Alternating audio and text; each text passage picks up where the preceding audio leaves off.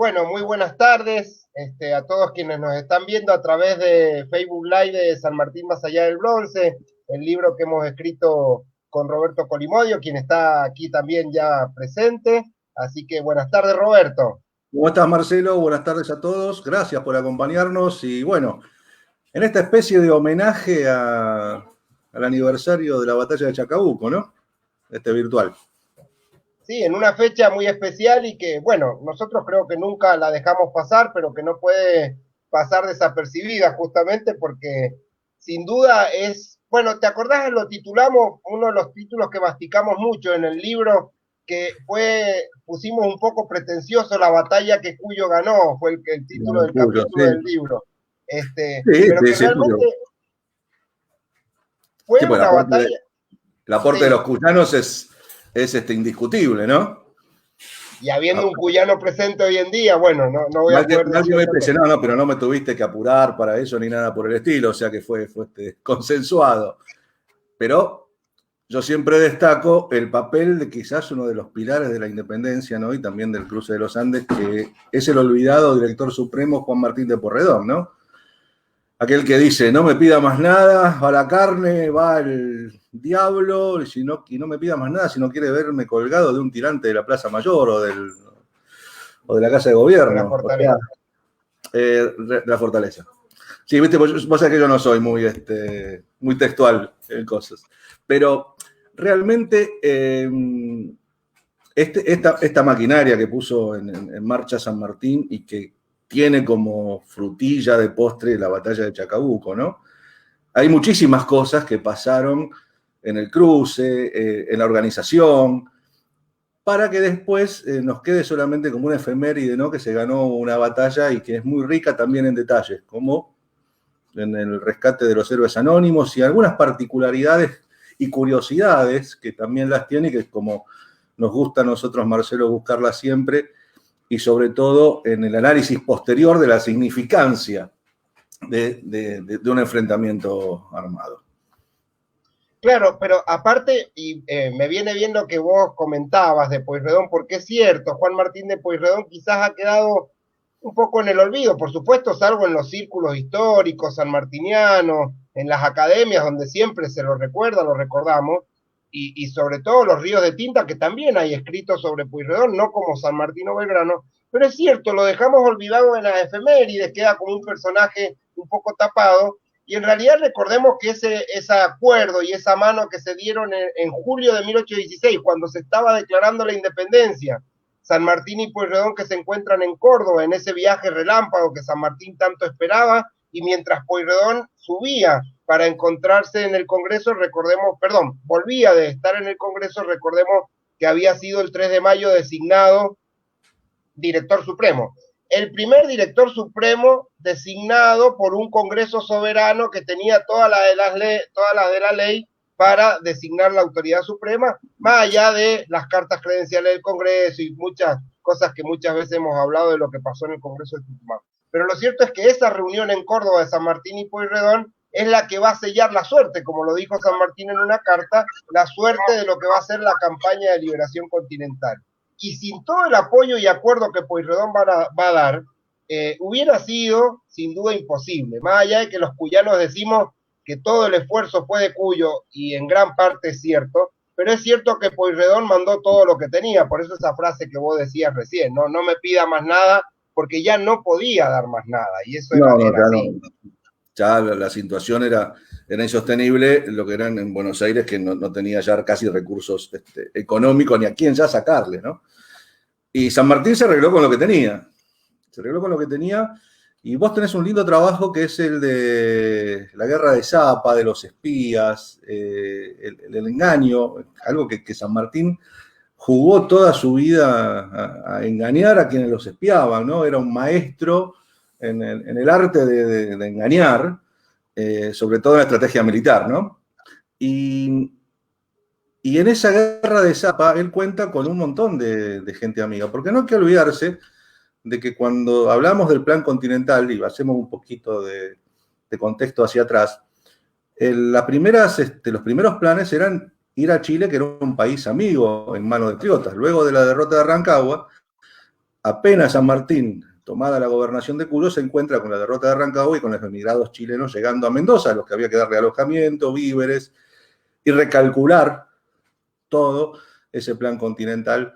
Y a partir de allí nace esta estrategia genial de la guerra de Zapa y de engañar a los realistas para que dividan sus fuerzas, para que dividan su ejército de 5.000 hombres, una parte al norte y otra parte al sur de Santiago. San Martín logra esto, y esto es el principal motivo del triunfo de Chacabuco, la planificación previa. Porque como vamos a ir viendo, todas estas cosas se armaron como un sistema de relojería, donde había misiones que tenían que hacerse paso a paso y en forma perfecta y que llevan una planificación previa que realmente hay que destacar de San Martín y de sus hombres. Tal cual. Bueno, vos mencionabas recién lo que fueron los agentes secretos de San Martín en esa genial guerra de Zapa. Y le pido a todas las amigas y amigos que nos están viendo que nos tengan paciencia, porque vamos a ir saltando en el tiempo, vamos a ir y venir de los meses y los años previos a la batalla de Chacabuco, y espero que nos puedan en ese sentido tener paciencia, y también por supuesto después vamos a responder las consultas. Ya estoy viendo muchos amigos que nos están saludando de todo el país, como nos pasaba con veladas los domingos. Vos decías recién la importancia de la guerra de Zapa y los agentes secretos. Y algo que también ha pasado un poco desapercibido y que lo relata, como te decía más temprano, cuando nos preparábamos hoy releyendo las memorias de Espejo. Espejo dice que 2 días antes, cuando ya se han posicionado en el Valle de la Concagua y en el Valle de Putaendo, estamos hablando del 10 y el 11 de febrero, es decir, horas antes de la batalla de Chacabuco, San Martín ahí va a destinar a Justo José de Stein y a 2 de los agentes secretos para que vayan hasta Santiago. Estamos hablando de que ya ingresado en el Reino de Chile, estamos en los preludios de la batalla, Maroto ya se está preparando para lo que va a ser el enfrentamiento, se están moviendo los ejércitos, y San Martín... Ya se sabe a partir del 8 de febrero que San Martín había cruzado sin problemas por los Patos y los demás se estaban reuniendo, y que la idea era tomar Santiago, acercarse a las cuestas de Chacabuco. San Martín había planeado que ese combate que se tenía que dar iba a ser con fecha 14.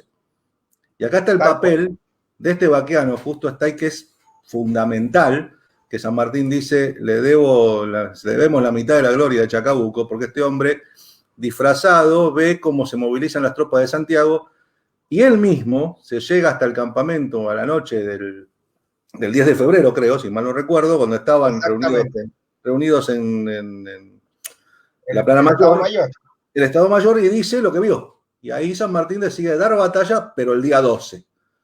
A pesar de que algunos decían de que no, que había que esperar, y que bueno, lo de siempre, ¿no? Y San Martín adelanta esos 2 días gracias a la información que le brinda Justo Stay. Esto, como vos decías, porque era todo parte de un plan sincronizado que durante 2 años, mientras San Martín ejercía la gobernación intendencia de Cuyo, y como yo siempre rescato, en esas horas interminables, recordemos que San Martín empezaba a las 4:30 de la mañana, según su cuaderno de trabajo, que Mitre descubre casi por casualidad en los cajoncitos famosos, que hoy forman parte del archivo Mitre, que bueno, vos sos habitué, lo tenés cerca, como siempre digo, Dios atiende en Buenos Aires, vos tenés la suerte de estar ahí a mano de todos los grandes archivos. Aunque nosotros acá en el archivo de Mendoza, como dice Espejo, están todas las copias de lo que fue la campaña y los originales de los Andes. Pero lo cierto es que esa gran sincronización había previsto incluso en esa acción de guerra de Zapa esos movimientos.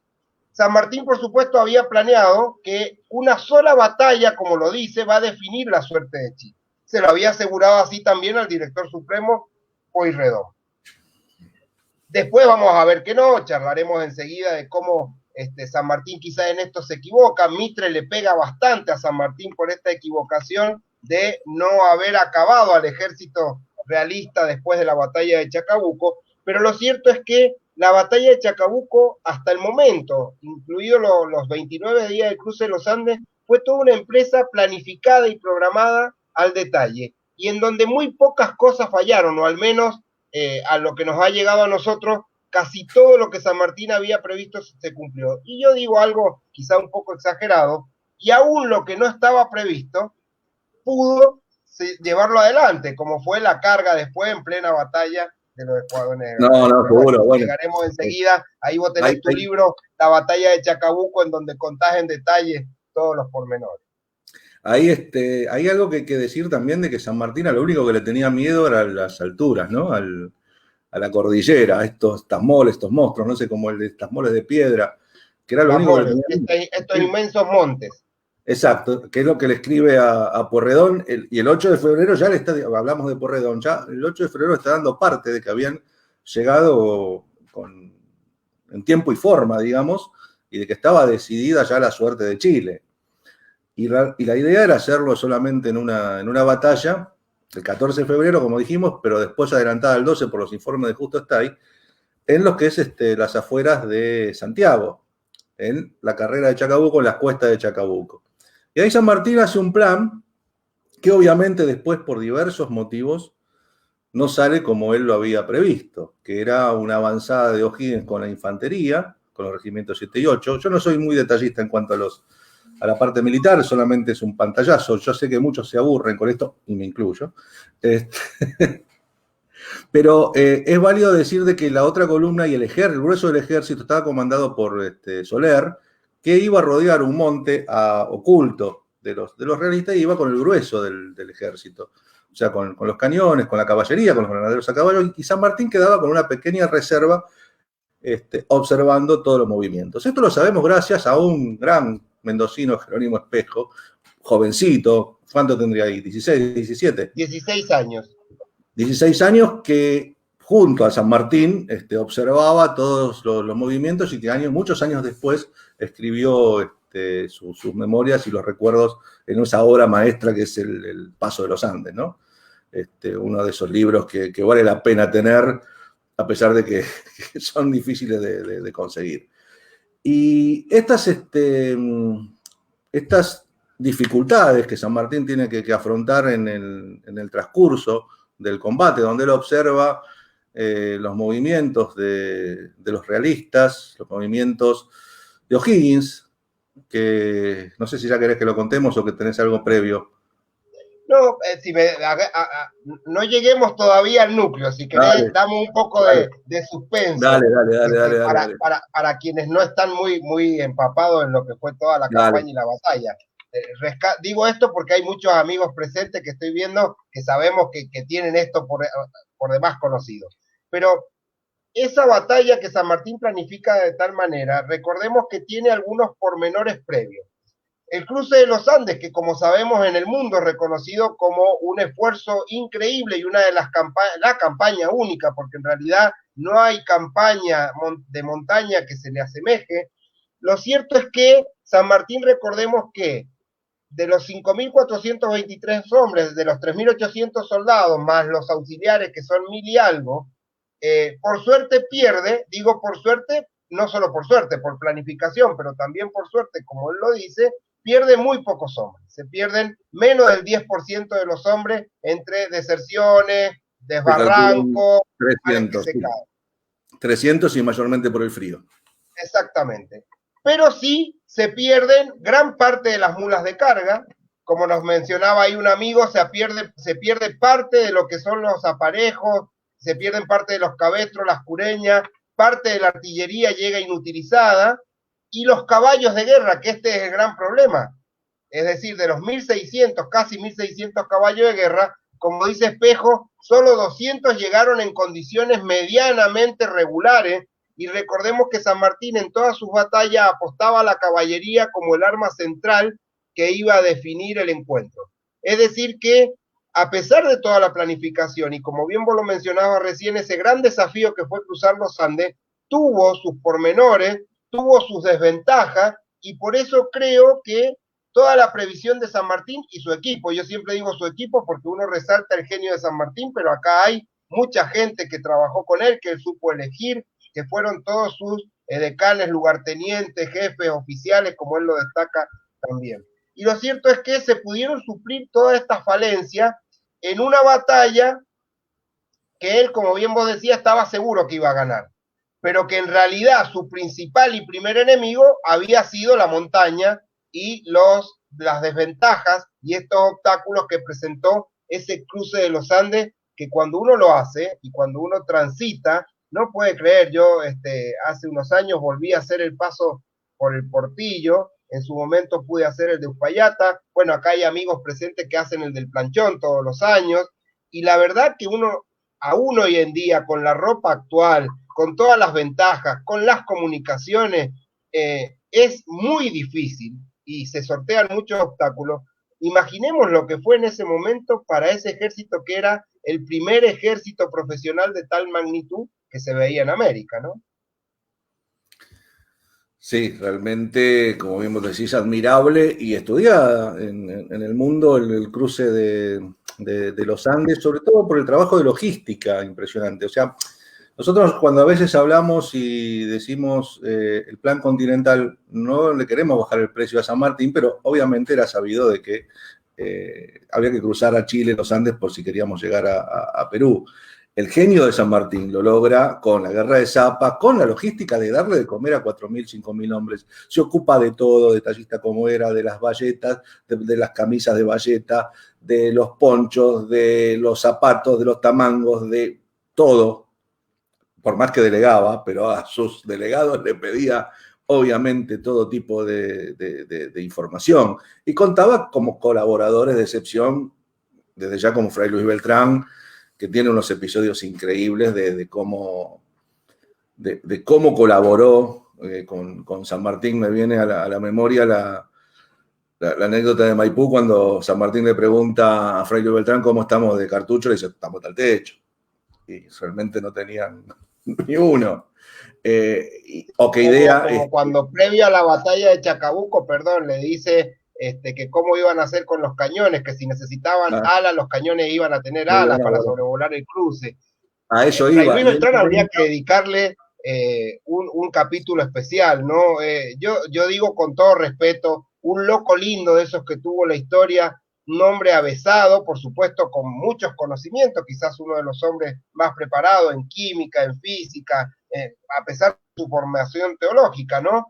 Un hombre que fue autodidacta también en muchas cosas y que generó acá en Mendoza, poca gente lo sabe, lo que yo siempre llamo los primeros talleres, es decir, los primeros talleres de carpintería, metalúrgicos, putiembre, talabartería, más de 300, hoy diríamos artesanos, en ese momento eran hombres de tareas manuales, más de 300 artesanos se movilizaron en Mendoza y se pusieron en pie para abastecer al ejército. Desde todo lo que Fray Luis Beltrán necesitaba, desde la pólvora que se hacía con el salitre, que era de muy buena calidad aquí en Mendoza, y en Cuyo, porque también es de San Juan, hasta los famosos tamangos, los famosos zapatos. Nosotros cuando decimos tamangos, son los tamangos que San Martín hizo, revestidos con cuero, de los cueros que se descartaban, como hizo también a recoger los chifles. Entonces ordenó que todos los retazos de cuero de vaca y de animal, y todos los chifles, es decir, los cuernos, que quedaban del faneamiento de animales, en ese momento Mendoza era una provincia productora de ganado, como ahora lo está haciendo en el sur,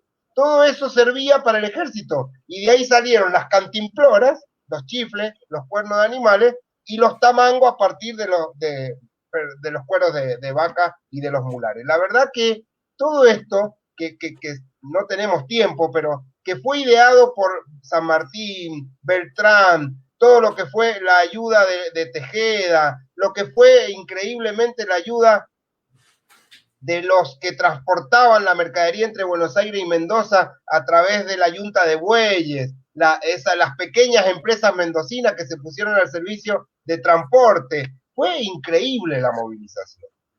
Sí, tal cual, o sea, todos tras un ideal, los pequeños fletes, y vos que nombrábamos recién a Fray Luis Beltrán con el tema de los cañones, hay que aclarar que no hicieron fragua de cañones en el plumerismo, que es un error muy común y que lo vemos a Fray Luis Beltrán haciendo cañones. No se hicieron cañones. Sí no teníamos la tecnología acá, claro. Se reparaban armas, etc. Lo que sí Fray Luis Beltrán hizo fue idear un sistema de cureñas, creo, de cuñas, para poder transportar, porque una sola mula no podía transportar todo el cañón. Entonces, hasta desarmarlos, encastrados. Digamos, un trabajo de logística admirable y un mecanismo de relojería que realmente se cumplió de comunicaciones también, de saber dónde estaban los pozos de agua, de cómo estaban las diversas columnas en tiempo y forma o atrasadas en los tiempos que estaban previstos. Encontrarse con los realistas entre la partida de las columnas hasta la llegada el 8 de febrero, hay un montón de pequeñas escaramuzas o de encontrarse con las guardias de la cordillera.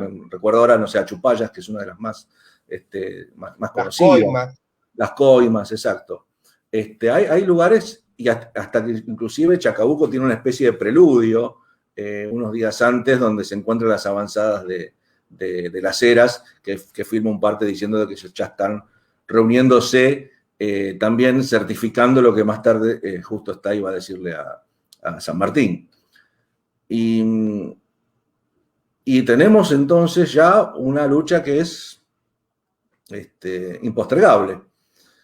O sea, acá notamos cuando uno estudia otras de las batallas de San Martín, que es San Lorenzo, que sabemos que es fortuita o que hay un factor sorpresa. Acá tenemos algo donde están los dos en la misma situación, los dos ejércitos en la misma situación, por más que sea uno el atacante y otro el defensivo. O sea, ambos disponen de tiempo, disponen de poder colocar las fuerzas en la posición que quieran. O sea, acá no hay, digamos, una urgencia por pelear. Acá hay algo que se llama, digamos, militar, la coreografía militar. Acá, de golpe, está el juego de ajedrez como corresponde. O sea, acá no hay un atacante de improviso y un defensor que se arregla como puede, ¿no? Acá trata cada uno de mover sus piezas.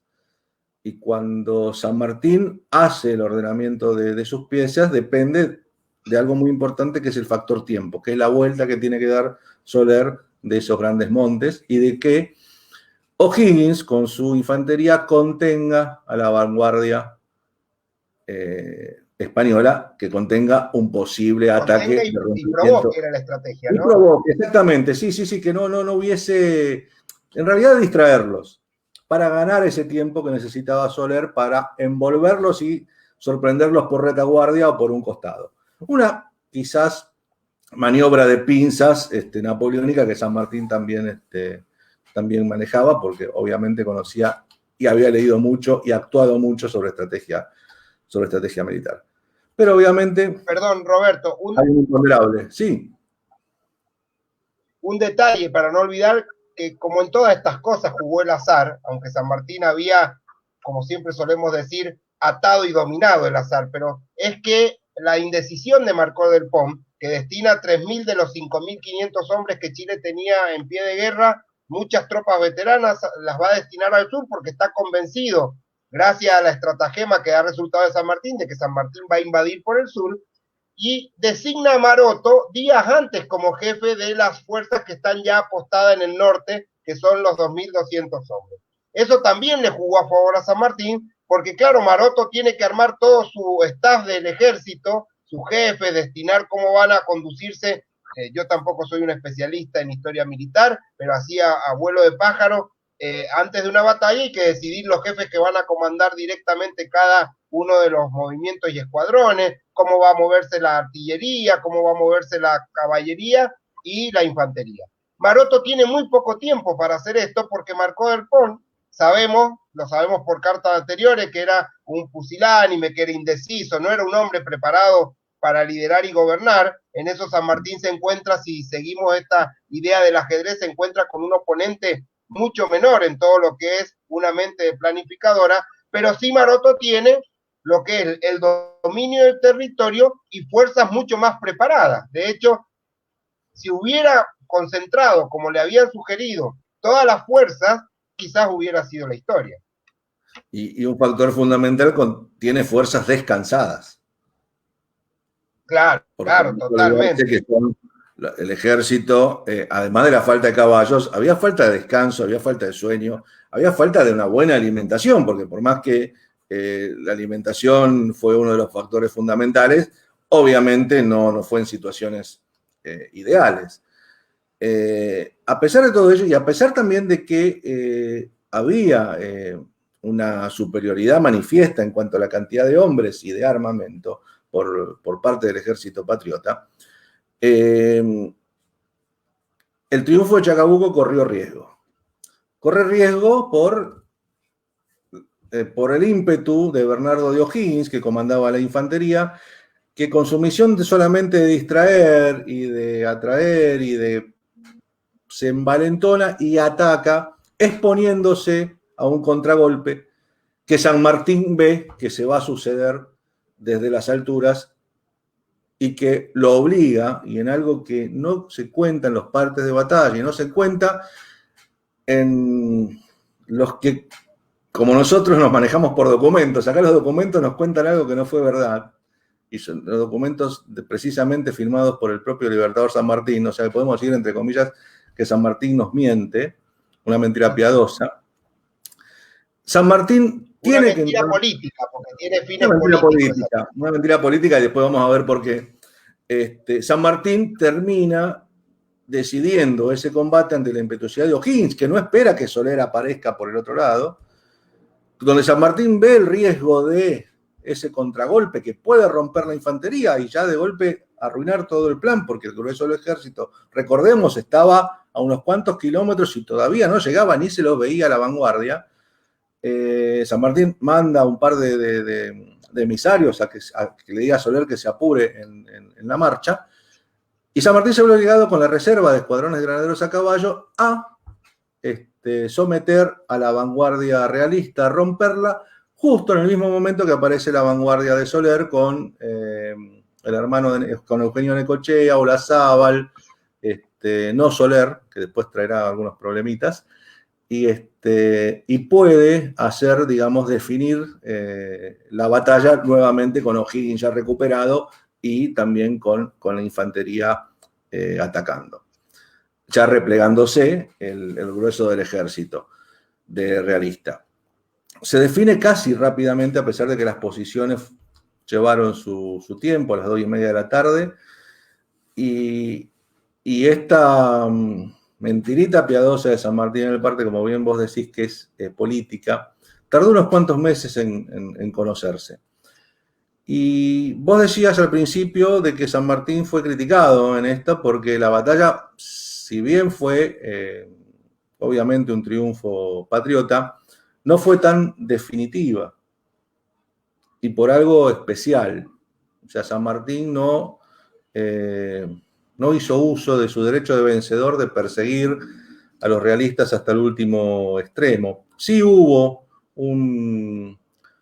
una persecución a una parte de los realistas por parte de Mariano Necochea, que pensó que unos prisioneros habían engañado a su hermano y debajo de la ropa habían sacado una pistola y lo habían herido y lo habían matado en realidad.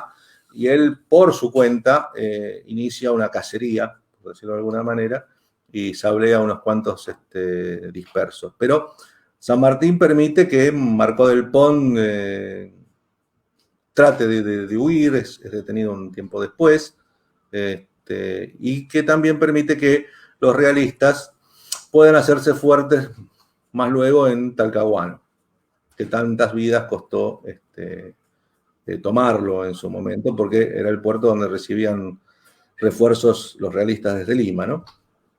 Si bien se tomó la capital y se hizo forma de gobierno y todo eso, digamos, no fue lo que San Martín pensaba, ¿no? O sea, que fuera definitiva la victoria. Con una sola batalla. Sí, más o menos. Ahí rescato algo que vos decís, que siempre a mí me interesa, que es el liderazgo político de San Martín, cómo en ese ocultamiento de lo que sucede, de las desinteligencias con O'Higgins, sabemos que después incluso hay todo un cruce de cartas, incluso públicas, entre Soler y O'Higgins, recriminándose uno a otro lo que había sucedido en Chacabuco. San Martín va a sobreponerse a todo eso porque ya sabe y tiene definido, y se ha definido incluso en el interior políticamente del ejército y también con Buenos Aires, que O'Higgins debe ser quien asuma la primera magistratura del recuperado Estado chileno. Pero además, y esto creo que es importante rescatarlo porque muestra a un líder que está dominando todas las variables, no solo las militares, no solo la geopolítica y la geográfica, sino que está dominando también las variables sociales a dar en Chile, cuando él se da cuenta que primero Chacabuco, como él lo anuncia incluso, debe ser vista como la gran batalla que asegura la libertad argentina, y acá nos preguntaban eso recién, y efectivamente es así. Chacabuco termina de dar el espaldarazo de una victoria militar que necesitaba la reciente independencia sancionada por el Congreso de Tucumán, pero además es la puerta de Chile mostrando que ya los realistas no van a tener el dominio ni del territorio y por supuesto ni del poder político, porque sabemos cuando ya llegan a Santiago, inmediatamente se va a hacer la elección de director, se le va a ofrecer a el gobierno, se le va a ofrecer a San Martín por supuesto lo va a rechazar porque su misión continúa y va a ser designado Bernardo de O'Higgins. Y una cosita, O'Higgins, claro, como vos bien relatabas y como también lo has relatado en tu libro, O'Higgins se adelanta con los escuadrones de infantería, desoye esa orden del plan sanmartiniano de solo hacer un efecto de distracción y de contención y va a comprometerse en la batalla. Dice Espejo que justamente la estatua del Retiro, dice Espejo, muestra cuando San Martín está pidiendo a uno de sus colaboradores que le diga a Soler que se apure rápidamente para llegar a tiempo y poder sortear ese obstáculo que se ha dado cuando O'Higgins está perdiendo en ese enfrentamiento de la infantería, y recordemos que por eso se pierden casi todos los 2 escuadrones de negros en la batalla de Chacabuco, bueno, o gran parte, ¿no? Eso lo podemos terminar de definir. Claro, pero yo tengo cara, para mí es un mito, pero bueno. Recordemos la frase, ¿no? Cuando San Martín dice que acá están mis pobres negros, ¿no? Enterrados cuando vuelve Los a Mendoza. Sí, con Miller, sí. Lo cierto es que, para terminar este pequeño paréntesis que te hacía, lo cierto es que San Martín va a intervenir finalmente con la reserva de Granadero. Esto, como vos bien decías, se sabe en Mendoza cuando llega el parte, pero no porque lo dice el parte, sino porque lo comenta justamente. Eso quería comentarlo, sí. Claro. Y Toribio Luzoriaga lo escribe a Pueyrredón y ahí Pueyrredón se entera. Y cuando Pueyrredón se entera, Martín, casi digo una mala palabra que no se puede en este momento, es decir, lo reta. Porque sí, le hace una reprimenda. No podía exponerse. No. Le da una reprimenda. Le da una reprimenda. Y Pueyrredón se entera por Toribio de Luzoriaga, a quien le había contado Escalada, que era quien conducía el parte. Que también hay que destacarlo, porque él en 14 días cruza desde Chacabuco hasta Buenos Aires, aunque obviamente la noticia llega antes, porque desde Mendoza a Buenos Aires varios chasquis van llevando la noticia, y sobre todo a Pueyrredón, que le da a Luzuriaga, que le dice que San Martín estuvo al frente de la batalla. Porque bien, hay que recordar que hay 2 partes de Chacabuco. El parte de batalla escrito en el campo, se dice el parte escrito en el campo de batalla, donde San Martín dice no hay tiempo para consideraciones, pero dice que sus pérdidas no superan más de los 100 hombres, y él cuando incluye pérdidas dice muertos, heridos y prisioneros, que no los hubo.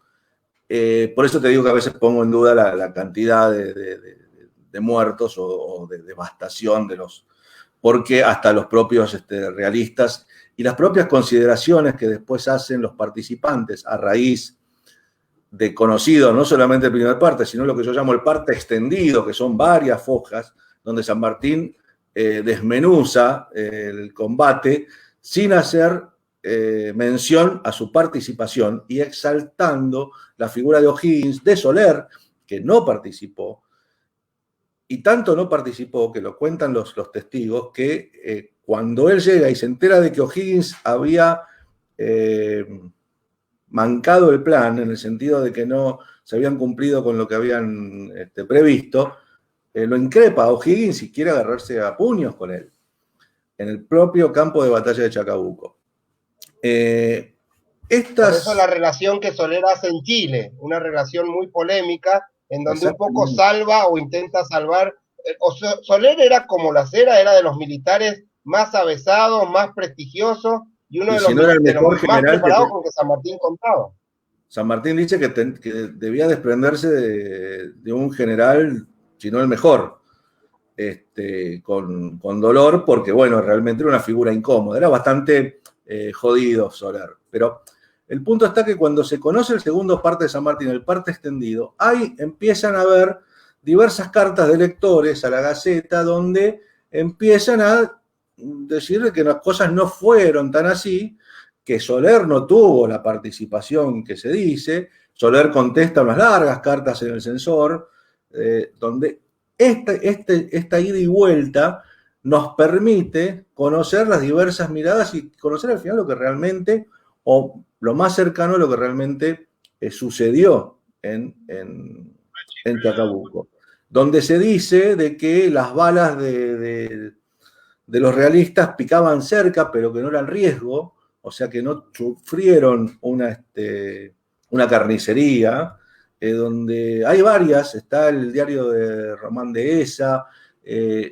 cartas de muchísimos granaderos a caballos también diciendo de que no había sido lo que se decía en algunas cosas, y que San Martín, que obviamente, como lo hizo siempre, se quitaba méritos o se bajaba el precio en cuanto a su participación. Y que en este caso lo sabemos por esta carta de Porredón que le dice, sé muy bien de que usted estuvo otra vez, o sea, recordando a San Lorenzo, al frente de sus hombres, poniendo en riesgo su vida, pues siendo usted tan importante para la revolución.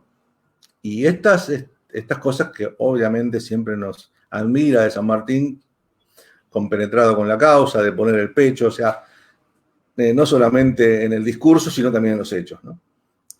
Y esto es algo que en Chacabuco nos queda la imagen que vos decís de señalando con el dedo, como dice mi hijo cuando era chiquito, de San Martín tocando timbre, y nos falta la imagen de San Martín con la espada en Chacabuco, que es el grabado de Jerry Cole, que es uno de los más conocidos contemporáneos. Sí, recordemos que San Martín manda, hay varias, como vos bien decías, varios comentarios. Leopoldo Orten, quizás un coronel sanmartiniano, uno de los que más a fondo, quizás con documentos que vos citabas recién, que fueron un poco quedados en el tiempo, es quien realiza uno de los estudios más importantes de la batalla de Chacabuco y además con conocimientos militares, que como siempre digo, a mí me faltan, pero lo cierto es que la compenetración o la intervención de San Martín en la batalla tiene también su coherencia y su correlato con lo que había sido la despedida de San Martín el 24 de enero de 1817, la despedida del pueblo cuyano, donde cuando uno lee, nosotros la hemos citado en el libro, yo la he analizado ampliamente en un capítulo en San Martín Modelo de Líder, porque cuando uno lee esa despedida se da cuenta que San Martín se está despidiendo diciendo, quizás yo no vuelva. De hecho, se ha despedido de su esposa, de sus cercanos, porque su idea, aparte de que es el general que va a comandar con el Estado Mayor en una batalla, que como pasa en Chacabuco, que se comanda desde una altura, con los distintos banderines y pendones se van dando las indicaciones, pero lo cierto es que cuando él interviene, él lo tiene en su plan, que si tiene que intervenir, va a intervenir como militar profesional que es. Y de hecho salva Chacabuco con su intervención, pero claro, la pregunta siempre, y un poco en la que deja entrever Pueyrredón, es ¿qué pasaba si lo mataban en esa acción? Cuando él está bajando al frente de los granaderos a caballo. ¿Qué pasa si muere? ¿Qué pasa con la batalla de Chacabuco? Pero bueno, estaba en sus planes, estaba en el riesgo de lo que era su lugar como jefe, pero además, el no exponerlo en los partes, el no exponerlo acá en Mendoza cuando empieza el correrío entre todo Mendoza, la familia mendocina, y el cabildo incluso tiene que explicar cómo se ha sucedido la batalla, porque claro, acá en Mendoza es donde están las relaciones más directas, en Cuyo están los padres, las madres, los hermanos viniendo, y está también la familia de San Martín, y están los amigos de San Martín. Entonces el impacto de la batalla de Chacabuco cuando llega a Escalada es muy importante y empiezan los correríos de pasillo, digamos, ¿no? Y todo eso hace que se tenga que dar explicaciones, por eso yo creo que es la carta formal de Toribio Luzuriaga, porque si no uno diría, si no había expuesto públicamente ni oficialmente, ¿por qué sí lo hace el gobernador intendente de Cuyo, el general Luzuriaga? Y lo hace a Pueyrredón diciéndole porque se da cuenta que por la importancia tiene que quedar escrito y porque hay que dar la cuenta de que San Martín ha sido quien ha salvado a Chacabuco. Sí, cosa que si uno lee, por eso yo digo, nos mintió en los documentos, tanto los dos partes, San Martín no hace ningún tipo de mención, y los historiadores que escribieron sobre Chacabuco, tomaron obviamente esos partes y a veces omitieron todo el resto del conocimiento. Y hablamos de los primeros historiadores, los primeros chilenos, que eso también hay que contarlo, que los primeros historiadores chilenos, los hermanos Amunátegui, Vicuña Maquena, Barros Arana, ponen a San Martín. Creo que solamente Barros Arana hace apenas una mención a esto, ponen a San Martín como el vencedor de Chacabuco. Después ya, ha finalizado el siglo, y empezado el siglo XX, empiezan las versiones de que San Martín acompañó a O'Higgins en la liberación de Chile, ¿no? Como un segundo. Eso son las discrepancias que vamos a tener siempre con los hermanos chilenos y vos más cercanos a ellos. Pero cuando vemos historiográficamente y estudiamos las fuentes, las diversas fuentes, y obviamente uno va a estudiar las fuentes chilenas, porque la batalla sucedió... Se sucedió en territorio chileno, claro. En territorio chileno, sin más. Nos encontramos con que sí, había un reconocimiento y hay un libro que para mí es fundamental para estudiar Chacabuco, que es el ostracismo de O'Higgins, que a pesar de que parece otra cosa, bueno, trata de muchas de estas cosas. Y O'Higgins reconoce, años después, ya en su exilio, porque también hay que recordar que a O'Higgins no lo quisieron en Chile, tuvo que exiliarse en Perú, él reconoce que su ímpetu y que por lo que él había pasado, él necesitaba en forma personal esa revancha y se justificaba por esa responsabilidad en su momento. Y San Martín también lo reconoce en alguna carta a Miller, pero también dando su punto de vista como que, bueno, lo que había hecho no era nada. Aunque sí se destapa, y es una de estas lindas anécdotas que tiene la historia cuando transcurre el tiempo, en uno de los libros de la Biblioteca de San Martín, escrito había dos libros del mismo ejemplar, del Fray Albano, que habla sobre O'Higgins y describe la batalla de Chacabuco. San Martín tenía dos ejemplares de este libro. Mitre agarra uno de ellos, lo lee, bueno, cuenta lo que dice este hombre que supuestamente estuvo, y deja el otro ejemplar en su biblioteca, hasta que muchos años después, creo que en la década del 20 o del 30, otro historiador toma ese libro y encuentra que hay anotaciones de puño y letra de San Martín criticando lo que decía este chileno fraile, diciendo, bueno, este hombre no sabe nada, se nota que este hombre no estuvo acá. O'Higgins realmente hace una serie de críticas y también se deschaba en cuanto a su participación, ¿no? O sea, como diciendo y dando fe de que esas mentiras piadosas para que O'Higgins sea el hombre fuerte que necesitaba Chile, quedando él a un segundo plano, habla también de una cabeza política impresionante, ¿no?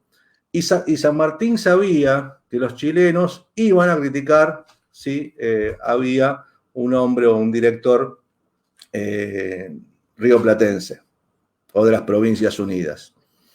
Como pasó cuando le tocó a Hilarión de la Quintana ser director suplente cuando O'Higgins hace la campaña al sur de Chile. Eran, digamos, sabía por sus espías que la política chilena era también bastante complicada.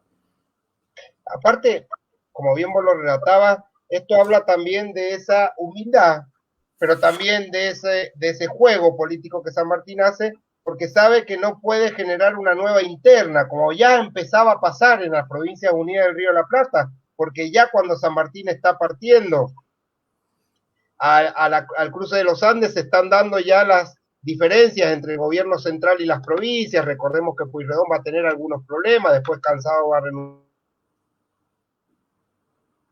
a afrontar la anarquía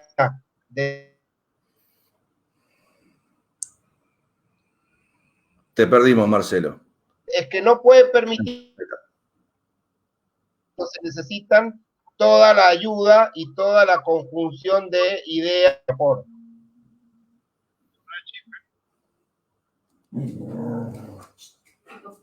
Marcelo, ¿estás ahí? Bueno, yo voy a aprovechar para leer algunas preguntas. Bueno, el amigo Guillermo Genini, sanjuanino y puntano, cómo se componían los batallones de infantería patriota en Chacabuco y sobre todo dónde estaban las tropas de San Juan y San Luis. No estaban separadas por provincias, sino que, bueno, estaban de acuerdo a su capacidad.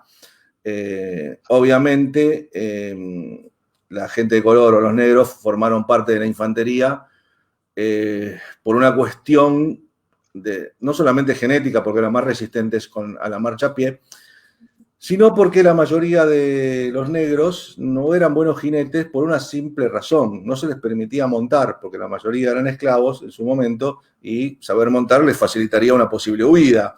De la misma manera que a los criollos no nos permitían tener armas para no hacer una revuelta. Eso también hay que tenerlo en cuenta. Sí, hay que tener en cuenta también que dentro de los héroes olvidados de la Cuesta de Chacabuco, eso es algo de lo que permitime el chivo, Marcelo, y que me quiero hacer el rescate de muchos héroes anónimos, ¿no? Sobre todo de San Juan, de San Luis, que dejaron su vida en la batalla y que con el libro han tomado por lo menos nombre y apellido, y se está proponiendo en diversas localidades que algunas de las plazas o lugares, calles lleven su nombre. En el caso específico de Rudecindo Espeche, un sargento de granaderos de Catamarca, oriundo de Guaycama. En el caso de Timoteo Páez, un esclavo oriundo de San Luis, de la infantería número 8, que era cabo, que pudimos armar la genealogía. Y en el caso de San Juan, también el nombre de otro sargento, que ahora se me escapa, obviamente Frías, sargento Frías, que también tiene una historia muy, muy interesante, pues su madre pidió pensión y obtuvo respuesta tanto de O'Higgins como de San Martín, y que es muy rica en documentos que se hallan en el archivo de Mendoza, que el amigo Mauricio Masuti en algún momento me alcanzó, y que realmente también vale la pena destacar, ¿no? Porque siempre hablamos de las tropas. Hoy leía un artículo de tropas rioplatenses. Y por más que las Provincias Unidas del Río de la Plata, yo me niego a decir que son, me cuesta decir, a pesar de ser bonaerense, tropas rioplatenses, porque siempre se ha demostrado, y eso es algo que quiero siempre hacer, que los ejércitos son federales. Por más que digamos las tropas porteñas, porque salieron de Buenos Aires, pero uno ve cómo se componía el regimiento de granaderos a caballo, y en una época la mitad eran puntanos, y seguramente en el Plumerillo han sumado muchísimas milicias mendocinas, como milicias sanjuaninas y milicias puntanas, que han formado parte de esos 4.000 o 5.000 hombres que cruzaron la cordillera, en diversas funciones, ¿no?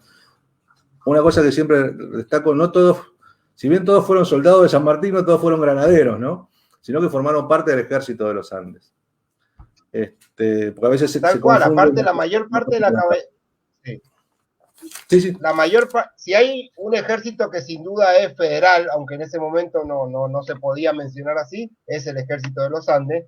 Recordemos que la gran parte de la caballería la aportan los puntanos. San Luis quizás fue uno de los más hombres aportó, San Juan también, Mendoza por supuesto. De los 3.800 soldados y los 1.400 auxiliares, gran parte fueron cuyanos.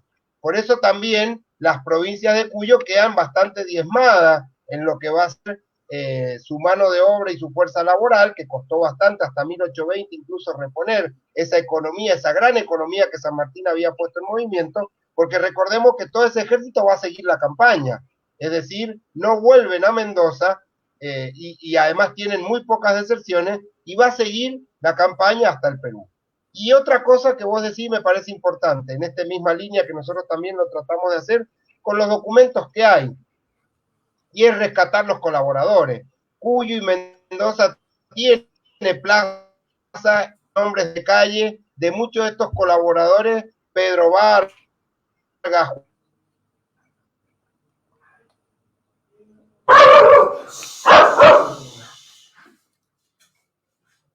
A mí te me congelaste, Marcelo. Bueno, yo quiero saludar y agradecer al padre Mario Alberto Castiglioni, que nos bendice, de la Asociación Sanmartiniana, que nos manda un abrazo. saludar a los amigos Silvina Sotilaro, Gustavo Multa, Hugo Perocio, Noé Gufán, que nos acompañan permanentemente. Y tener dentro de las consideraciones cuando hablamos de historia, acá leo algunos mensajes con respecto de críticas a Bartolomé Mitre, que se van a cumplir el bicentenario de su nacimiento. Y hay que agradecerle a Mitre por lo menos que haya escrito la historia. Obviamente con subjetividades, con ocultamientos o con lo que pudo armar dentro. Pero yo no sé si es tanto para criticarle o caerle con tantos palos a don Bartolomé Mitre. Marcelo, volviste. Sí, perdón. Te Les cuento que estamos teniendo una tormenta acá en Mendoza eléctrica y esto nos está provocando algunos problemas. Me hizo acordar alguna de las veladas de la historia que se me cortó la conexión en plena velada de los domingos. Bueno, cosas que suceden. Mendoza estamos predestinados. Es el espíritu de Bartolomé Mitre. Sí, o es Maroto que nos está cortando la conexión. Sí, algún hermano trasandino que no quiere que sigamos hablando. Te decía, y no sé si lo escuchaste, tenemos la bendición del Padre Mario San Martiniano, que nos ha mandado. Estaba aprovechando para leer saludos de Guillermo Genini, bueno, un amigazo, de Norma Lovato. Alejandra Sotilaro, con quien compartimos ahí publicaciones. También está Adriana de la Plata, que siempre compartimos también con ella, no sé. Bueno, sería injusto mencionar y quedarnos con alguien. Sí, yo quiero saludar a Pilar Marzulo, que trabaja, que es una puntana de sangre y que se enorgullece cada vez que hablamos de los puntanos. Al profesor Botelli del Centro de Estudios San Martiniano de CIDEC, que también siempre nos está apoyando y con quien hemos hecho varias actividades. Bueno, está Marcelo Gatti, hay tantas amigas y amigos que espero no se enojen si a alguien no mencionamos. Hay amigos de Mendoza, de los institutos belgranianos y de las asociaciones sanmartinianas, así que bueno. Habíamos Santiago previsto, Roberto, recordás, terminar 9:30, nos están quedando 8 minutos, nos vamos a extender un poco más, pero... Dale, sí, no, igual tenemos algo importante que ver, que es la repercusión, porque no solamente, acá hay un factor importante que es la moral. O sea, esta noticia recorre el mundo. Se recorre el mundo. Hubo un loco, un cabecilla, como hoy leía en un artículo que subió nuestro amigo Miguel Ángel Martínez, un documento que está en el Pares, donde habla, hay alguien que ahora no recuerdo, que al recibirse la noticia en Buenos Aires le escribe a alguien en España diciéndole que, bueno, un ejército cuyo cabecilla era San Martín había triunfado en Chacabuco y tomado Santiago, espantado, obviamente, y esta noticia recorre el mundo. Porque bueno, de hecho los diarios, sí, los diarios ingleses y franceses, que hablan de la batalla de Chacabuco y mucho más después de Maipú. Acá hay un trabajo de la doctora Denise Clevarier, una amiga con quien también hemos compartido algunas actividades. Ella rescata lo que eran las publicaciones, como bien decían de este caudillo que en El Plata ha conducido y ha producido el vuelco de la revolución, porque como dice Patricia Pascual, y San Martín cambia el curso de la historia. Y Chacabuco es el primer paso de ese cambio de la historia del continente, y incluso Chacabuco es lo que va a permitir que después todos los ejércitos revolucionarios de todas las nacientes repúblicas que están iniciando ese proceso que ha comenzado desde México al Plata, desde 1809 en adelante, Chacabuco es el aliento, es el aire que le va a dar a toda la revolución en Hispanoamérica, ¿no? Por eso decía que también es un triunfo moral donde se aprovecha ese impulso y donde San Martín demuestra que se podía unidos, se podía vencer a ese enemigo, ¿no? Y a veces quiero volver al tema de Cabecilla, notamos en esas cartas el desprecio que había hacia el criollo, al nativo, y que fue un motivo de la revolución, ¿no? O sea, la falta de oportunidades que tenía el americano, el nativo americano, frente al español peninsular. Recordemos también que había sufrido mucho Belgrano. Belgrano lo había sufrido muchísimo en el norte. exactamente. Y lo mismo le pasó a San Martín en los ejércitos peninsulares, porque por ser americano tenía su techo, su carrera tenía un techo. Y realmente, bueno, eso se nota en las cartas particulares o en estos informes que mandan esos espías o colaboradores del gobierno español, donde hablan del cabecilla, un tal Belgrano, un insurgente. O sea, hay desprecio manifiesto hacia el enemigo, hacia el rival. Y eso también es algo que hay que destacar, porque tanto Belgrano como San Martín se manejaron con honores al enemigo, ¿no? Con los perjurados, con los juramentados de Salta, don Manuel, con la famosa mano blanca y mano negra de San Martín con Marco del Pont. O sea, hay, digamos, bastantes pruebas al respecto, ¿no? De quienes respetaron el derecho de gente. Cuando San Martín quema las cartas, todas las cartas.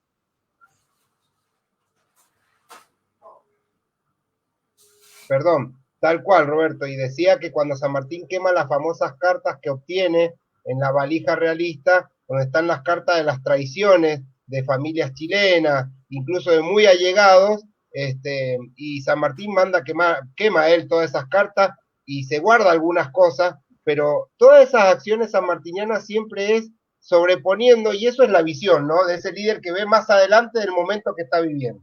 Es decir, viendo qué impacto podría tener si él divulgaba todas las acciones en contra, si dividía aguas en Chile, si apoyaba uno u otro bando, si se generaban divisiones entre los comandos del ejército, entre los oficiales, que de hecho las había desde mismo Mendoza, desde la formación del ejército de los Andes, van a surgir algunos conatos y algunos desacuerdos. Sin embargo, San Martín se va a sobreponer a todo eso, porque se da cuenta que la causa es mucho mayor, como también lo había hecho Belgrano, y creo que esto lo hemos hablado muchas veces, quienes nos han seguido otros encuentros lo vamos a repetir, es el espíritu elevado de estos dos hombres, de estos dos padres fundadores nuestros, que no van a poner su ambición personal, siendo los hombres más poderosos que tienen en su mano los destinos de esta república, no van a anteponer sus intereses particulares, no van a ansiar el poder como fin en sí mismo, sino que se dan cuenta que son parte de esta misión, que son colaboradores o parte de esta gran obra que tiene que quedar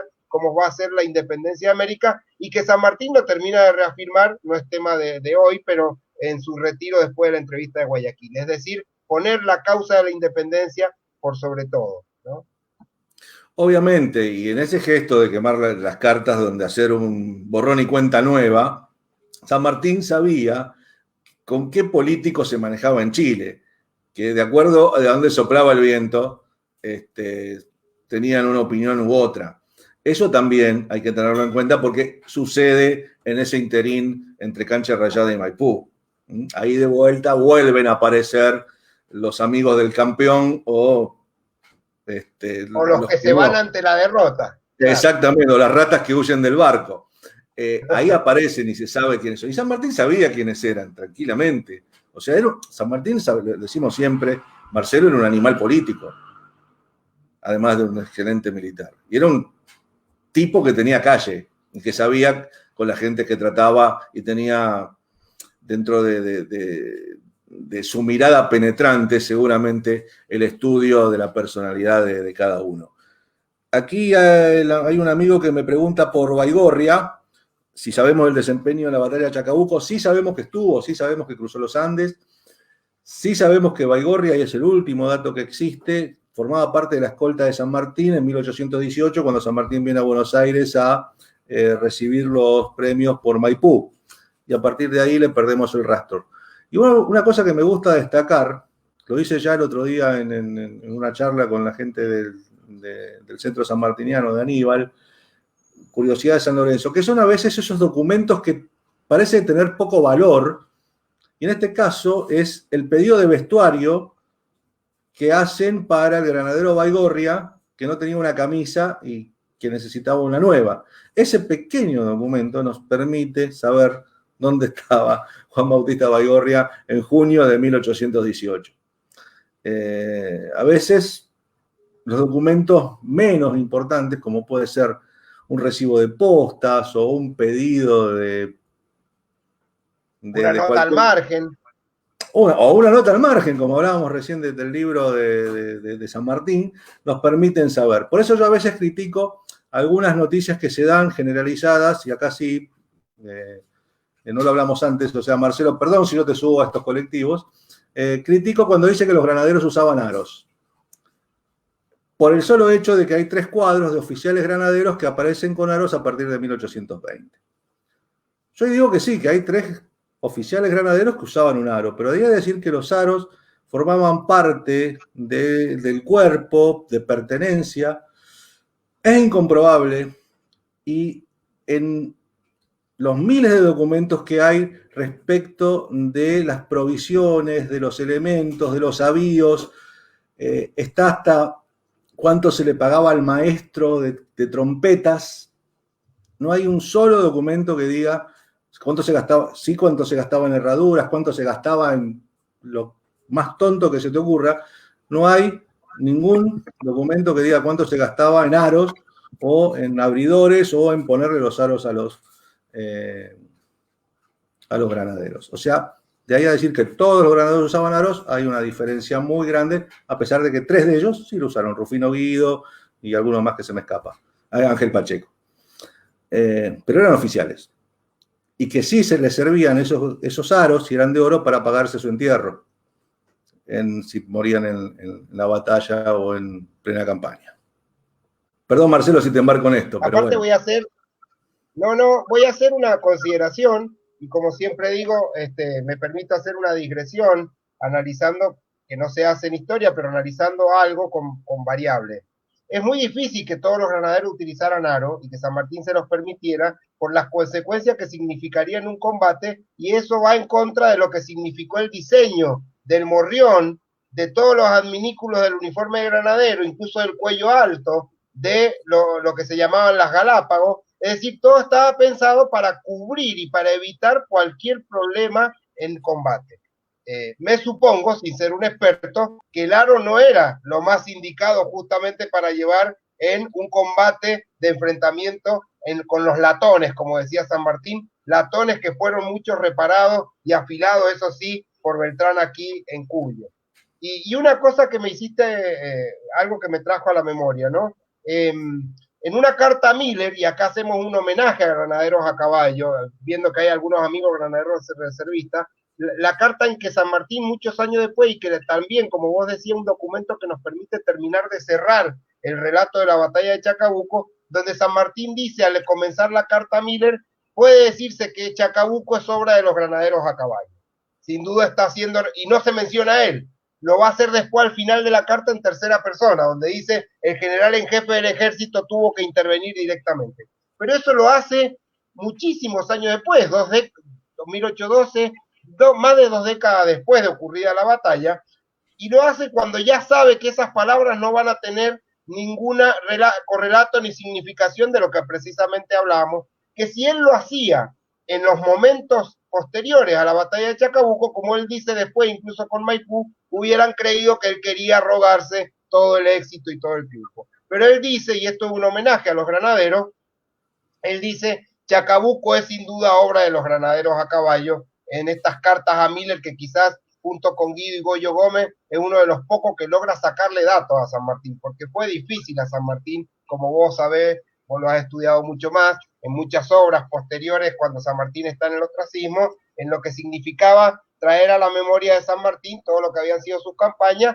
y sobre todo su intervención personal, en la que él siempre se minimizó. Se minimizó en Chacabuco, se minimizó en Maipú, se minimizó en el Perú, se minimizó ante Bolívar, diciendo que las cosas que Bolívar ha hecho eran muy superiores a las de él. Es decir, propio de esa humildad que quizás lo llevó a ser incomprendido en su época.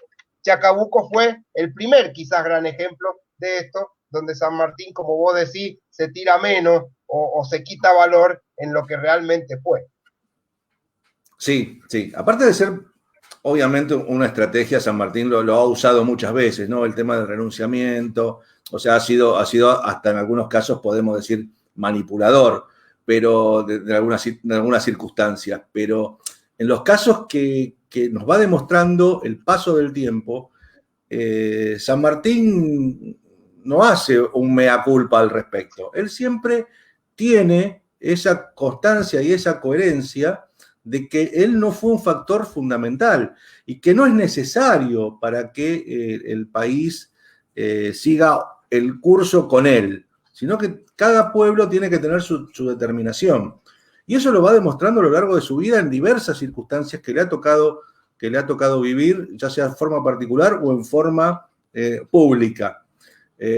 Sin olvidar que también se ha cumplido ahora, hace unos días, no solamente el 10 de febrero, la partida de 1824, la última vez que pisa territorio argentino, sino también de la llegada en el Contest of Chichester en el 29 al Río de la Plata, en su intento fallido, donde también ahí demuestra su grandeza y dice su famosa frase de jamás desenvainaré la espada por cuestiones políticas, ¿no? Ya frase que ya había dicho en acción en el 18 y en el 19. A derramar sangre americana. Exactamente, lo dice en varias oportunidades, por eso muchas veces cambia, pero él en el 29 aclara que es por cuestiones políticas. Bueno, esto en Chile es lo que decíamos recién, después de Chacabuco es lo que hace San Martín justamente, es evitar todo enfrentamiento y todas divisiones entre americanos. Y ante una pregunta que nos hacían recién, que leía, realmente en Chile, como vos bien decías, después de Chacabuco, San Martín fue reconocido. Y de hecho O'Higgins en una carta al gobierno de Buenos Aires lo hace, pone a San Martín en el lugar como libertador de Chile. Incluso recordemos que después, cierto, va a ser olvidado un tiempo en la historia chilena, Sarmiento va a ser quien va a rescatar, esto es un artículo que hemos publicado en San Martín Modelo de Líder, toda la relación de Sarmiento sobre San Martín. Sarmiento va a rescatar a San Martín justamente primero con el artículo sobre la batalla de Chacabuco, sobre un sargento o un teniente, no me acuerdo. De artillería. Mejor. Bien, de artillería, y después también lo va a terminar haciendo con Maipú. Y Sarmiento en esto va a poner a San Martín nuevamente en el lugar de honor, y los artículos de Sarmiento van a hacer que San Martín aún en vida sea considerado por el Congreso de Chile de ese momento, cuando Sarmiento escribe, sea restituido en sus cargos y se le paguen o se le manden a pagar todos los sueldos adeudados. Después es cierto que las divisiones, como la hemos tenido nosotros y como la han tenido todas nuestras repúblicas latinoamericanas, las divisiones internas y las divisiones en la historia hicieron que en Chile San Martín fuera un poco olvidado porque había que rescatar una figura nacionalista. Y porque también hay que decirlo, quedó presa entre esta división que sigue habiendo ahora, como la tenemos nosotros entre unitario y federal en la historia, y tienen entre O'Higgins y Carrera los chilenos, los hermanos chilenos.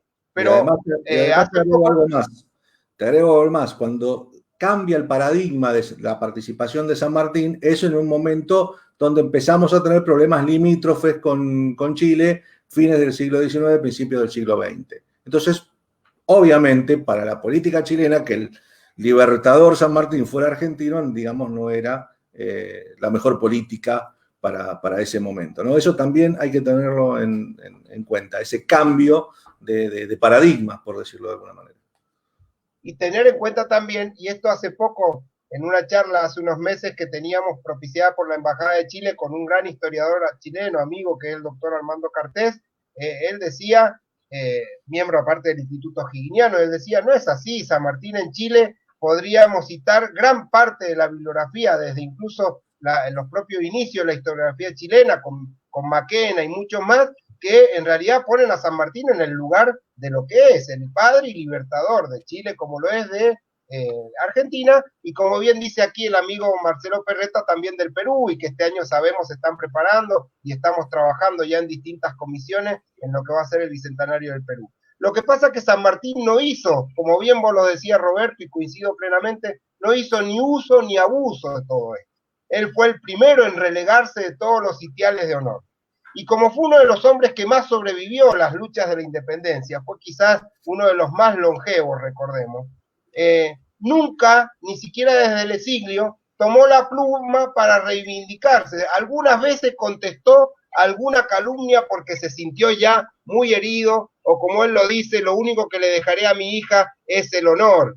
Entonces respondió a alguna publicación de algún periódico de Buenos Aires. Pero en general dejó de lado toda esa gloriosa actuación. Y eso hizo, sin duda, esa cerrazón que San Martín generó a través de su figura y su acción pública, generó también que no surgieran grandes obras de alabanzas o versos, ¿no? San Martín no tiene como Bolívar muchos versos, conocemos los de Horario B. Andrade, conocemos algunos cantos de la época, pero San Martín no tiene grandes versos, grandes canciones o himnos al Libertador más que el que conocemos, como si tienen otros hombres, por citar, por ejemplo, George Washington, el padre de los estadounidenses. Porque él no lo permitió en vida, porque él se relegó en esa acción, como lo había hecho también Belgrano. Muy distinto fue el accionar de otro de los libertadores americanos que pagaron para que se escribieran loas en Europa sobre sus acciones, y no estoy hablando de Bolívar solamente, ¿no? Llamó concurso. Sí, San Martín lo demuestra entrando de noche y de incógnito, o no de incógnito, pero bueno, entrando de noche y en sigilo a Buenos Aires, no tanto en el 18 como en el 23, que la mayoría se entera por los periódicos, que los periódicos de la época dicen eso. Entró en la sombra de la noche, lo dice Juan Manuel Beruti en sus Memorias Curiosas. O sea, no es algo que inventamos los historiadores. Tenemos cronistas contemporáneos que nos dicen cómo fue. Y esas cosas nos demuestran la grandeza de este hombre, no solamente en la vida pública, sino también en la vida privada. Este tipo de cosas a mí siempre me gusta destacarlo, y yo sé que vos también, Marcelo, yo siempre alguna vez he leído una frase tuya en tu primer libro, que es la coherencia, y que realmente la he adoptado, y en esta simbiosis que tenemos a veces, que coincidimos en casi todo, aunque vamos a decir a la gente que no es así, que discutimos en estos tonos, pero... Tenemos nuestras diferencias y discusiones, pero discutimos tranqui. Cuestiones de fondo, no de fondo, sino de forma. Pero sí, este hombre realmente ha demostrado a lo largo de su vida, y sobre todo en Chacabuco, que es volviendo al tema, este bajo perfil en cuanto a las loas, en cuanto a los honores y en cuanto a soportar los agravios posteriores, ¿no? que lo han perseguido asiduamente durante toda su vida, ¿no? Y realmente las críticas que después recibe. Sí, rescatar también que Chacabuco, como lo hemos escrito, lo hemos referenciado en bronce, yo lo había escrito también en Modelo de Líder, te pido disculpas por el chivo también. Chacabuco es uno de los primeros hitos de hermanamiento entre argentinos y chilenos, pero también es el hito de la puerta de hermanamiento entre toda Latinoamérica, es decir, los ejércitos libertadores, sobre todo el ejército de los Andes, después ya fundido con los ejércitos bolivarianos, son sin duda el hermanamiento desde la fundación de nuestra república de lo que son todas nuestras posteriores nacionalidades. Y Chacabuco es sin duda una acción de hermanamiento, a pesar de estas diferencias y todo lo que hemos comentado, entre Chile y Argentina unidos por lo que va a ser la guerra de la independencia. Y si bien, y así como Buenos Aires fue el único foco que no fue sofocado, el único foco revolucionario que se mantiene en toda Latinoamérica, va a ser la llama que va a permitir mantener la guerra de la independencia, y es reconocido así. Así como Buenos Aires se mantiene y va a aportar todos sus recursos, después va a ser a Chile quien le va a tocar afrontar los recursos de toda la campaña del Perú, cuando Buenos Aires no puede estar exhausto. Recordemos los renunciamientos de San Martín para que aparezcan los 500.000 pesos que le habían prometido para la campaña libertadora, después aparecen 300.000, aparecen algunas letras del Tesoro. Lo que pasa es que Buenos Aires está exhausto, ha mantenido desde 1810 ya no solo la revolución interna, sino también lo que ha significado esa campaña de liberación continental. Y después va a ser Chile, y por eso ahí alguien comentaba cuando se lo deja solo en el Perú. Parte por la política rioplatense, parte por lo que sucede en Chile, pero también porque ya no hay más recursos para la guerra de la independencia. Ya no quieren poner más plata, diríamos hoy en día, en la guerra de la independencia. Hay también un factor, que es el factor de la seguridad. A partir de Chacabuco, y también es uno de los hechos, ya la amenaza realista desaparece un frente de batalla. La amenaza pasa a ser la posible expedición naval de 19.000 hombres que mantiene a San Martín en la disyuntiva de si hacer la campaña del Perú o no en el año 19, que lo hemos hablado, y que también obliga también a Belgrano a bajar cuando empiezan las provincias a rebelarse porque no querían ser un ejército de luchas internas, sino un ejército independentista. Y ahí encontramos quizás la única desinteligencia que hemos encontrado entre Belgrano y San Martín. En el año 19, quizás el único desacuerdo, ¿no? Entre ellos. Sí, tal cual, que se zanja con una no respuesta de San Martín y su partida a Mendoza.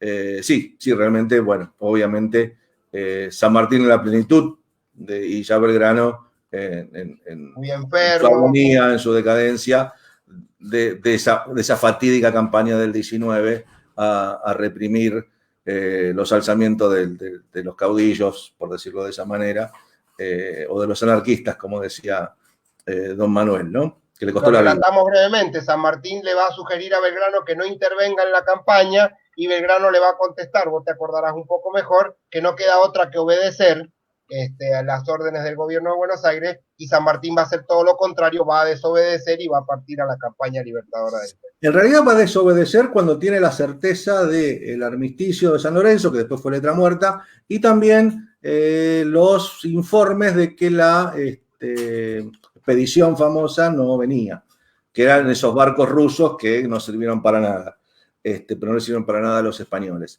Al tener esa certeza, San Martín decide desobedecer y renunciar, digamos, al apoyo que ya no existía de Buenos Aires. Por eso ahí Chile es cuando banca toda esa expedición y se empieza a formar ya, que estaba formado de antes, el Ejército Unido, que eso también hay que destacarlo, ¿no? Y la bandera de 3 estrellas, un hecho poco conocido, la bandera con los colores chilenos, pero de 3 estrellas que San Martín hace aportar a la expedición libertadora de Valparaíso, y esas 3 estrellas reflejando cada uno de los países intervinientes, Argentina, Chile y Perú, porque San Martín sigue, incluso en la partida de Valparaíso, ya prácticamente, digámoslo así, abandonado por Buenos Aires, con toda la proclama de julio de 1820 que destina al pueblo rioplatense, esa proclama de despedida muy interesante, pero en donde él rescata que la expedición es del Ejército Unido de Chile, pero es la conjunción de el Río de la Plata y Chile juntos para libertar el Perú. Otra genialidad política de San Martín. Bueno, nos están indicando, estamos en la hora... El horario de protección al menor. Así que... Vamos a ir cerrando este encuentro. Agradecemos, hemos tenido gente, amigos y amigas de todo el país. La verdad que un agradecimiento enorme por sus palabras, por su generoso aporte. Sabemos que hay gente acá que sabe tanto, igual o más que nosotros, y sin embargo ha estado haciendo su humilde aporte. Yo siempre eso lo destaco mucho, porque creo que entre todos construimos, como lo hemos dicho siempre con vos, esta construcción de la historia federal, esta construcción de los héroes desconocidos, este rescate de los colaboradores de esta gran gesta que no han quedado en el bronce o en los libros de historia, y que sin embargo el mismo San Martín se encargó de rescatar muchas veces del exilio cuando decía mis camaradas, mis muchachos, mis hermanos del Ejército de los Andes. Todos esos que en Chacabuco dieron sus primeras gotas todas gotas de sangre y dejaron su vida, no fueron muchos, como bien vos lo decías, pero que sin duda significó este granito para toda la libertad de América. Y realmente, bueno, también saludar y agradecer a los colegas y amigos, gente que también escribe como nosotros, como Guillermo Genini, que lo nombrábamos recién, Martín Blanco, seguramente Miguel Ángel Martínez anda por allí, Marcelo Pereta, esperá que acá me marcan, Adriana Gaitán de San Lorenzo, Adriana. Un fuerte abrazo, que es sobrina de un gran historiador como Herminio Gaitán, ¿no? Fray Herminio Gaitán, que ha sido trasladado a Rosario por cuestiones de salud. Muchísimos amigos que nos escriben y nos apoyan, Gustavo Multa que nos pregunta, Marcelo Gatti que siempre está, Alberto Saya, Pepe Olivieri de Santiago del Estero, un programa federal. Esto no son las veladas, así que no es un Zoom. Gracias nuevamente y bueno, ya tenemos un canal más, Marcelo, así que nos tenemos que poner de acuerdo y pedirle permiso a tus pibes que te dejen la red libre y y poder... Mandaste al frente. Bueno, acá hay que contar a los héroes anónimos también, a los villanos anónimos. Sos como Escalada con el parte de Chacabuco. Te mando al frente. Sí, igual acá un par, creo que Patricia López Pájaro dice que no, pero que no vuelvan las veladas, estaba diciendo. Bueno, acá Liliana también dice lo mismo. Le robamos, pero volveremos y seremos cientos. Gracias a que nos acompaña. Bueno, Marcelo, hoy te encargaste vos de toda la logística, salió bárbaro, a pesar de la tormenta, y después, bueno, nos criticaremos después cuando nos veamos en las grabaciones. Esto queda grabado, se puede replicar, compártanlo, ayúdennos, saben que todos acá somos autogestionables, no nos auspicia nadie, somos libres, y lo demás no importa nada, diría el general, pero tratamos de expresarnos como entendemos la historia. Y para mí, Marcelo, es un orgullo y un honor trabajar con vos, y siempre te busco para la complicidad para este tipo de cosas. Bueno, yo ya que me mandaste al frente, lo voy a comentar en los últimos minutos, les pido la paciencia. Roberto es en realidad un gran gestor, como yo digo, un gran gestor cultural, como lo es también Manuel Belgrano, con quien compartimos muchas charlas, y como muchos amigos. Roberto es un gestor que siempre está buscando el espacio para generar este tipo de encuentros, sobre todo, y en esto coincidimos con Roberto, tratando de difundir en todo el país, pero educativa, que creo que es importante, y por eso repito las palabras de Roberto, que quienes puedan compartir esto entre docentes, instituciones educativas, sobre todo hoy que la virtualidad ha pasado a ser el lugar común de encuentro, nos ayuden, porque creemos que más allá de que seamos nosotros, más allá de que San Martín, más allá del bronce, es un libro que pueden seguir consultando, adquiriendo, los libros de Roberto, Chacabuco, que es un libro genial, editado por la Universidad de San Juan, no lo dijo Roberto, lo voy a decir yo, es un libro elegido y seleccionado por la prestigiosa Universidad de San Juan, Nacional de San Juan, y es un libro que fue editado y es espectacular, La batalla de Chacabuco, y que Roberto me honró con uno de los prefacios, y realmente es un libro que ha servido de base, por supuesto, en gran parte para esta charla, y todos nuestros libros, como dice Roberto, autogestionados, a veces con colaboración de instituciones a quienes agradecemos, y con el aporte de archivos, de historiadores,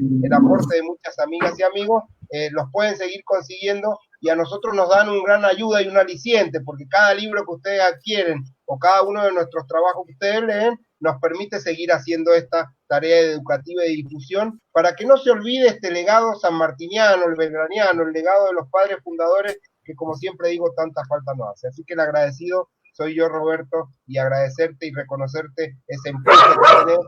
A veces para mí es difícil seguirte, no puedo a veces seguirte el ritmo, pero creo que vale la pena estos encuentros. Igualmente, Marcelo. Una de las cosas que hoy, bueno, no hubo homenajes por la batalla de Chacabuco, y quizás humildemente hoy suplimos esta falencia o esta falta para homenajear a tanto los conocidos como los héroes olvidados de la cuesta de Chacabuco, y que realmente es un desafío para todos, ¿no? Nosotros dos ponemos la cara, pero quizás del otro lado hay muchísima gente que puede aportar su granito de arena del lugar que les toca estar compartiendo esta charla, y tratar de llegar a la mayor cantidad posible. Acá no hay otra intención que destacar la figura del general San Martín y nuestra historia, ¿no? Porque una de las cosas que vamos perdiendo es conocer a nuestra historia, a nuestros padres fundadores, a quienes nos precedieron, y no solamente que una batalla sea una fecha que conmemorar, sino también esto de rescatar a los hombres. Y esa es nuestra intención, y te incluyo, Marcelo, porque sé que compartís plenamente esta visión al respecto.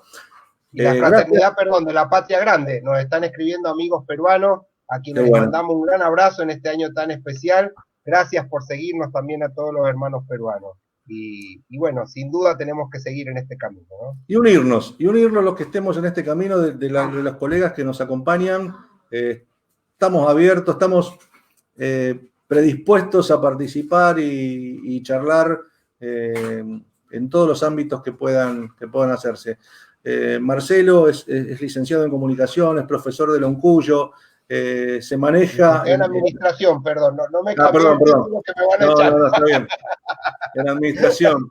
Él se niega como historiador, pero realmente es un hombre de una profunda un profundo análisis y sobre todo, yo te diría que sos un máster en liderazgo y que de golpe el liderazgo sanmartiniano lo conoces muy bien. Y una de las cosas que admiro es esa facilidad para comprender a San Martín, que te ha llevado, obviamente, muchísimo tiempo de análisis. Y desde nuestro lugar tratamos de complementarnos y de llevar el mensaje de San Martín y que las generaciones vayan superando el aprendizaje de las diversas maneras, y una de ellas es a través de estas charlas, que no pretenden ser clases, no pretenden ser conferencias ni ponencias, sino solamente una charla, en este caso, entre amigos que hablan sobre San Martín y Chacabuco. Un conversatorio, como se dice bien. Está bien, exactamente. Gracias, y bueno, nos veremos la próxima, seguramente por este canal o por otro de los canales que habitualmente estamos, en un mes de febrero que es bien sanmartiniano, se nos viene el cumpleaños del general. Así que bueno, seguramente haremos algún festejo. Así es. Muchas gracias. Gran abrazo. Gran abrazo para todos. Muchas gracias, Roberto. Saludos a Liliana y saludos a todas las amigas y amigos del país y de Latinoamérica. Gracias, Marcelo. Saludos a todos y la verdad, gracias por acompañarnos, y un horario complicado y un viernes, ¿no? Aunque sea de pandemia, no deja de ser viernes. Es viernes. Abrazo, Chau, chau. Marcelo. Abrazo. Desconecta nomás, apaga los motores. Gracias. Apago las cámaras.